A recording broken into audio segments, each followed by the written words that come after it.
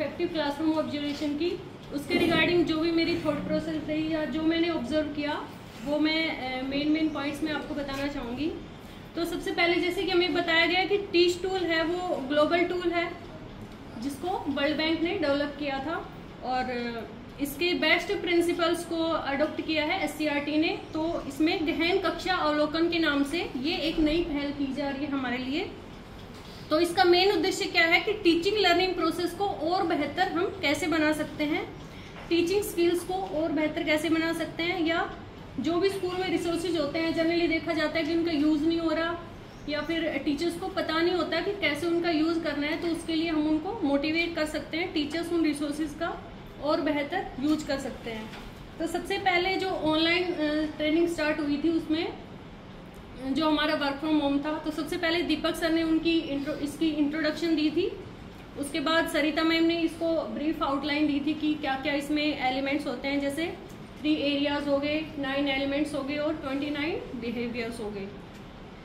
उसके बाद हमारे जो MTs हैं फर्स्ट डे, सरिता मैम, प्रियंका मैम और अनीता मैम ने इनका वन बाय वन जो भी बिहेवियर है हमारे उनके बारे में डिस्कशन किया था।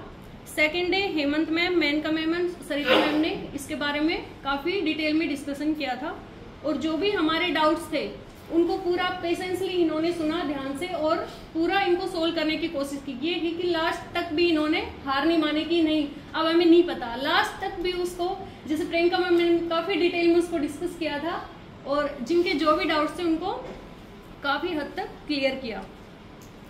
उसके बाद ऑनलाइन सेशन में जैसे एक बात चल रही थी, क्वेश्चंस पूछे जा रहे थे, SCRT से सर थे एक जिन्होंने पूछा था क्लासरूम ऑब्जर्वेशन आप कैसे करते हो, उसके स्टेप्स क्या है। तो जैसे वो लगातार पूछते जा रहे थे कि नेक्स्ट क्या, उसके बाद क्या करते हैं, उसके बाद क्या करते हैं, तो उसका हमारे पास कोई ऐसे आउटलाइन नहीं थी कि हम स्टेप वाइज क्या करते हैं। सबका अलग अलग प्रोसेस होता है ऑब्जर्व करने का। टीचिंग लर्निंग प्रोसेस को देखते हैं, जनरली हम टीचर कैसे पढ़ा रहे हैं, बच्चे रेस्पॉन्ड कैसे कर रहे हैं, या जो हमारे पास फॉर्म होता है हम उसके आंसर्स करते हैं।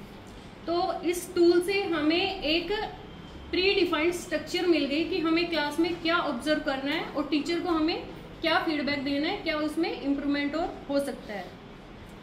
और जैसे डाइट फैकल्टी है, हमारे दीपक सर हैं, पूरा सिंसियरली सारे काम को देखते हैं। इनकी जो जेस्चर होती है, जैसे सर ने अभी बताया, आपकी पोस्चर से या आपके हाव भाव से पता लग रहा है कि आज आप थोड़ा लो फील कर रहे हैं या फिर बोरिंग सा महसूस कर रहे हैं कि आज लास्ट डे है। तो सर को देख के हमें लगता है कि सर सिंसियरली सारा काम करते हैं। साइकोलॉजिस्ट है, ऑब्वियसली हमारा तो पहचान ही लेंगे कि हमारे थॉट प्रोसेस क्या चल रही है। तो हमें भी ऐसे ही क्लास को ऑब्जर्व करना है ध्यान से। और नीरेन पाल सर है, पूरा ओवरऑल जो भी चल रहा है प्रोग्राम को उसका देख रेख करते हैं, कहाँ पे क्या चल रहा है, पूरा दिन बहुत गहन इसको ऑब्जर्व करते हैं। और LFE से हमारे जो राहुल सर हैं, इन्होंने भी टाइम टू टाइम जो भी डाउट्स आए उनको क्लियर करने की पूरी कोशिश की है, अच्छे से हमें गाइड किया है, जो भी प्रोसेस है उसको अच्छे से समझाया है।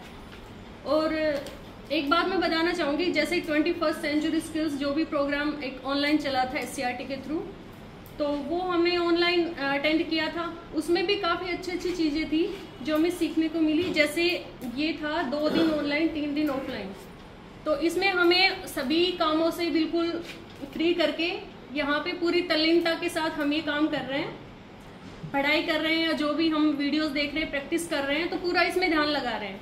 21st सेंचुरी स्किल्स की जो था ऑनलाइन, उसमें थोड़ा सा एक तो ऑनलाइन हो गया और हम साथ के साथ और भी काम कर रहे थे, तो इतना इफेक्टिवली नहीं कर पाए। लेकिन वो बहुत अच्छा एक कोर्स है जिसको प्राइवेट इंडस्ट्रीज भी पैसे दे के वो करते हैं एम्प्लॉयज उसको। अभी प्राइवेट स्कूल्स में भी ये काफ़ी चला हुआ है। तो जो भी नए नए कोर्सेज आते रहते हैं, नए नए प्रोग्राम आते रहते हैं SCRT से, वो हमें करने चाहिए, बशर्ते कि हमारे पास टाइम हो उसके लिए, अच्छे से उसमें इन्वॉल्व होने के लिए। ठीक है। और जैसे सीखना एक निरंतर प्रक्रिया है, सर ने बताया, तो हमें सीखते रहना चाहिए। नहीं कि अब जो कोर्स कर लिया या ठीक है हमारी ट्रेनिंग खत्म हो गई, 1-2 दिन हम रिलैक्स कर लेंगे, हमें लगा हाँ ठीक है फ्री हो गए हम, अब हमें नया कब कोई ट्रेनिंग आएगी, नया कब कोई सीखने के लिए हमें इन्वॉल्व हो। ऐसा हमारी थॉट प्रोसेस ऐसी होनी नहीं चाहिए।